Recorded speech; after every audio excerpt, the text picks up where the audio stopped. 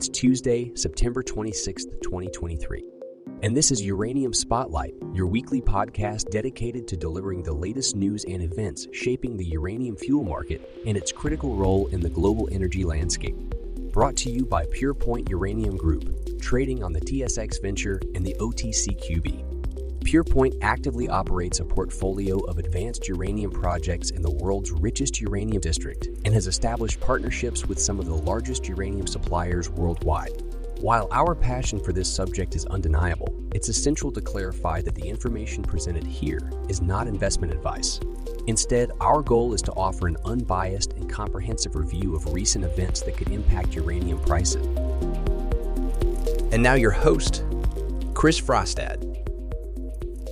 This week on Uranium Spotlight, we look at the strains on the global nuclear fuel supply, global nuclear cooperation, two governments that are opposing new power plants, and an interview with AtkinsRéalis CEO Ian Leslie Edwards. The uranium spot price climbed another $2.80 last week to close at $68.30 US per pound U3O8. That momentum kept going this week, with it jumping an additional $1.70 to close out yesterday, September 25th, at $70 even. While overall spot volumes trended at lower levels this month, a few rounds of new demand from several sources emerged over the past week. Tight supply and rising bid levels last week delivered yesterday's new high watermark. Outside of some additional off-market interest, there were no new formal term requests reported over the past week. However, the long-term uranium market remains very active, with multiple utilities awaiting or evaluating offers or in off-market negotiations. Many market analysts last week predicted that by December of this year, uranium would have a price of between $75 and $80, enough to reopen mines in several regions around the world. Eventually, the increased production from those reopened mines will allow supply to catch up with demand, causing prices to look for an appropriate equilibrium. It will, however, take several years for production to expand to this degree. On top of this, the now popular small modular reactor, or SMR, takes a different kind of fuel called high-assay low-enriched uranium, or HALEU. Today, Western countries would either need to rely heavily on Russia, which controls most of the world's facilities for producing HALEU, or find a way to seriously ramp up their own enrichment capabilities. Fuel for existing reactors, or light water reactors, use low-enriched uranium, enriched to between 3 and 5% purity, while HALEU is enriched to between 15 and 20%, and therefore requires different production methods. This imbalance in the HALEU supply chain and the current global shortage of uranium will be exacerbated for those yet undeveloped reactors. France is one country that is straining under the weight of the increased demand for uranium and perhaps HALEU in the coming years. The World Nuclear Association has said that France could get half of its total nuclear capacity from SMRs by 2040, and that's not a small number, given that France currently derives as much as 70% of its electricity production from its 56 operable reactors. This week, French grid operator RTE has said that France will need to ramp up its total nuclear generation by over 10%, meaning that not only do they need to build more reactors, but as the older reactors in their aging fleet go offline, they will need to replace them as well. To make matters worse, these older reactors have been most recently suffering from maintenance problems. While these issues may be coming to a close, France's problem with how they are going to build and fuel a new fleet of reactors may only just be beginning and will probably be very expensive in both the short and medium term. Canada made a deal with Romania last week to finance part of a Canadian-built CANDU reactor in that country. CANDU reactors are a Canadian design that can sustain a reaction using fuel that does not need to be very highly enriched, even when compared to the far more common light water reactors. Canada is providing $3 billion for the project, which the Canadian government claims will create good jobs for both Canadian and Romanian workers.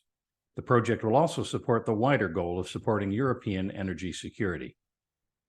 Turkey also expects to make a deal to build more reactors in its country, specifically its third nuclear power plant, this one in eastern Thrace of the European side of Bosphorus. Turkey expects to cooperate with the Chinese government on the construction of this nuclear plant, but says that there are still small differences between what their government wants and what the Chinese are prepared to provide. A deal is likely to be finalized within a few months. Poland also completed the environmental assessment for its first reactor this week, to be built by the American company Westinghouse using its AP1000 technology. Russian state-owned company Rosatom is also building 2 reactors in the area, with 2 of its VVER-1200 reactors already under construction, with excavation already beginning and the first concrete expected to be poured in 2025. All across Eastern Europe, reactors are going up with cooperation from countries in both the East and the West as those countries struggle to reduce their reliance on fossil fuels and go green. This week, the Canadian province of Quebec announced that they would not be reopening the Gentilly nuclear power plant after having previously discussed the reopening earlier in August. As well, the province will not consider building any new nuclear power plants, but is instead considering other options to increase power production, including increased energy efficiency and focusing more on hydroelectric dams. Austria has also announced that it will be using all the legal means at its disposal to oppose an expansion of the Krško nuclear power plant in Slovenia, also making clear that they want the existing power plant shut down. The Krško plant currently generates about 40% of Slovenia's power supply. Last week, Canada's Globe and Mail interviewed Ian Leslie Edwards, CEO of the recently rebranded SNC-Lavalin, now operating under the trading name AtkinsRéalis. Edwards envisions a resurgence in the nuclear industry driven by the global push for net zero emissions. He believes that as many of the existing 600 aging nuclear reactors worldwide approach the end of their operational lives, the demand for baseload electricity will require the construction of around 1,200 new reactors, creating a multi-trillion-dollar market. AtkinsRéalis, known for its CANDU nuclear technology, could potentially secure contracts worth up to $600 billion US if it captures 5% of this market. While nuclear power currently contributes 12% of AtkinsRéalis revenue, Edwards anticipates it becoming a significant portion of their business over the next decade. However, the company will continue to engage in various sectors, including infrastructure, renewable energy, and more, rather than becoming exclusively focused on nuclear power. AtkinsRéalis has undergone a transformation under Edwards, who took over as CEO in 2019. The company has shed underperforming business units, focusing on lean engineering and project management in wealthier countries. This strategy has led to improved financial performance, with revenues growing by 11% in 2022. Edwards believes that nuclear power is crucial for achieving net zero emissions and addressing the growing demand for electricity. While CANDU technology relies on unenriched uranium, which is cost-effective and less prone to proliferation concerns, it requires expensive heavy water. Edwards sees potential markets for CANDU reactors in countries like Canada, Romania, China, and Argentina, where the technology is already in use. Recent developments, such as Ottawa's provision of up to $3 billion in export financing for 2 new CANDU 6 reactors in Romania, indicate potential opportunities. Ontario, where over half of the electricity comes from nuclear power, presents a significant market for CANDU reactors. Both Bruce Power Limited and Ontario Power Generation Inc. are considering refurbishing and building new reactors. Edwards hopes to secure contracts with these operators, emphasizing that Ontario's commitment to nuclear power may give CANDU technology an advantage.